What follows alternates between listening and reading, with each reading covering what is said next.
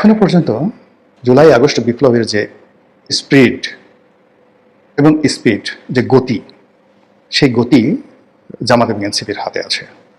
ফলে জামাতের একজন শিশির মনির, জামাতের একজন অ্যাডভোকেট শাহরিয়ার, ব্যারিস্টার শাহরিয়ার, হাসনাত, সার্জিস, নাসিরউদ্দিন পাটোয়ারি, তারা যে অথরিটি নিয়ে কথা বলতে পারে, আক্তার যে অথরিটি নিয়ে কথা বলতে পারে, তার সামনে দাঁড়ানোর মতো যে মোরাল ক্যারেজ, সাহস, শক্তি এখনো সরকারি দলের কারোর মধ্যে নেই। নট ইভেন সালাউদ্দিন সাহেব, নট ইভেন প্রধানমন্ত্রী তারেক রহমান।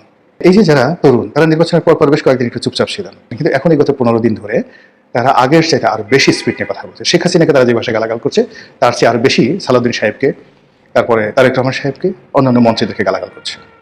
ইট মিনস এই যে বিপ্লবের যারা অংশীজন, তাদের ফ্রাস্ট্রেশন এখন চরমে।